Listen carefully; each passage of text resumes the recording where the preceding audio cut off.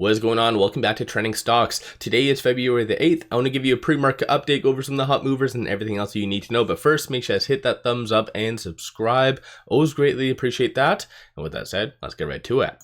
So starting off, futures are somewhat mixed. That's as a byproduct of companies unveiling their earnings. So no bigger concerns at foot. Fear and greed index right now is at 75. So you do see the broader market wanting to propel a lot of stocks higher. So generally that is a good thing. But as what I've brought up in the past, and plus what a lot of analysts have been saying, this whole year is going to be dependent on multiples, companies giving good future guidance. And we can see that, especially based on some of the companies unveiling their earnings yesterday. ARM hit a home run, gave good future guidance. They're up significantly. Disney did the same. PayPal had relatively good earnings, but they gave very shitty poor guidance. So they are getting slammed right now. But again, I'm going to go over all that. Starting off with good old SOFI, since I do cover it, it is down slightly, 0.13%. No actual news, no SEC filings to really match that or justify any movement. So in SOFI's case, it is just going to be more so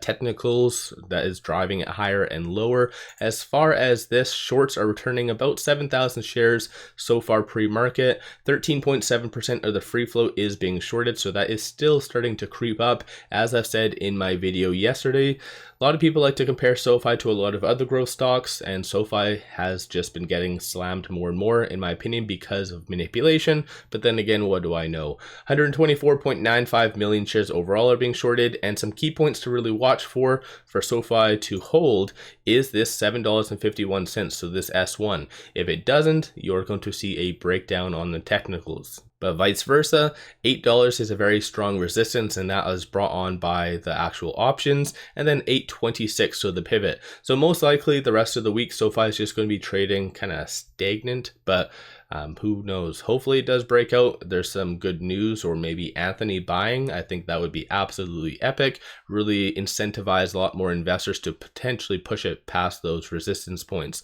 Aside from that though, PayPal. So PayPal is down 8.29%. In case you do not know what PayPal does, this is what they are all about right here. But then again, I'm pretty sure a lot of people do know what PayPal is all about. Also on a side note, if you're looking for a lot of good compiled information such as press releases, SEC filings, transcripts from previous earnings, fireside chats, take a look at Seeking Alpha Premium. I do have a 7-day free trial for you. Definitely makes things very, very easy in one location.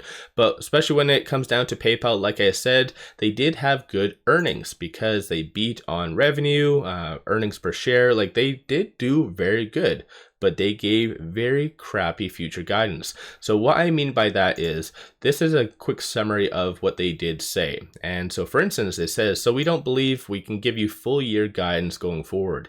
Any company ever stating that just gets slammed, regardless of the results.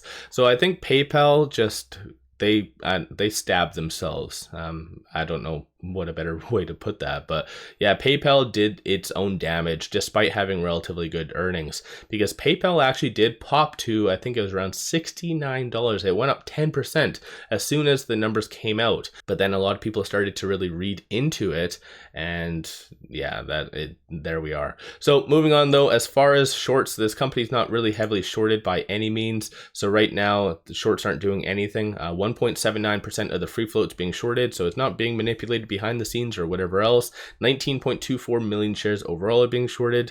So PayPal, it is what it is. If you are looking at trading this though, with it at $58, it is trading between this S1 and this pivot. So 57.53 is a key point for PayPal to hold. If it does break below that, then you are going to see $55 and $54 range being touched most likely. So again, that's something to watch. Vice versa, the pivot point of $62.01 is going to be that next strong resistance. So today is just going to be trading between here, but of course it's going to be very volatile, pretty wide gap. So that's going to be a very good opportunity to swing trade and just day trade PayPal. So make sure you guys do your own due diligence. Moving on though, this one. So MicroCloud, ticker is HOLO. So on social media, I saw everyone and their dogs talking about this because it went up 1000%. Even pre-market, it is up 100%. And the only news to really justify that is this. So MicroCloud hologram planned to join the Communications Industry Association. Kind of good stuff. This company is a very small market cap, so 91.46. Prior to this crazy run up, it was very minor, like minuscule. So this is what they technically do based on the company profile. So it's kind of interesting. Shorts are kind of involved in this. So 49.74% of the free float's being shorted. So far pre-market, despite it going up 100%, shorts are increasing about 67,000 shares, but overall 472.58 thousand shares are being shorted. Cost to borrow average is fairly high, so 537.71% is that average. So technically a lot of people are saying that this is going to be the next big squeeze play, because technically shorts didn't really do all that much. They increased, they didn't return. So with it going up 1000% and so far now another 100%, shorts are losing quite a lot. But as far as some points to really watch for trading purposes, it's just anyone's guess. Fib levels, technicals won't really help you in this kind of scenario. So it is just going to go up as high as the hell at once. A lot of volatility, a lot of people made a ton of money. Make sure you guys do your own due diligence. Even while just talking, it's up around 6-7%. So just practice, do your own due diligence, like I said. ARM hit a home run, so they are up 28.05%, and this is what they are doing right here. I actually did trade this one back and forth when it did initially IPO. I believe it went to around 65. I bought in at 60, sold at 64, did that a couple of times. ARM is generally a very good company for the long term. It's going to be very sustainable, and of course they did hit a home run and gave good future guidance, both key metrics. So up 27.65%. It's not heavily shorted, so 11.47% of the free float is being shorted. So far pre-market, shorts are increasing about 48,000 shares, which in the end, 10.73 million shares overall are being shorted, and cost to borrow average is 5.3%. This is actually a little bit higher of a short interest than what I would have anticipated, especially based on the market cap and what they actually do. So this one kind of did surprise me a little bit. I've never really looked at their short interest, but if you are looking at trading this right now with it at 98.20, 98.93 is going to be that next strong resistance. Kind of touched on that, I believe, pre-market, but $86.64 is going to be the next strong support. So if it does fail to break above this R3, it might actually retrace back down to the 86. So it's going to be a lot of volatility. It might have peaked potentially as far as the pre-market, but we'll just have to wait and see. And finally, third stock is this one. It is up 140%.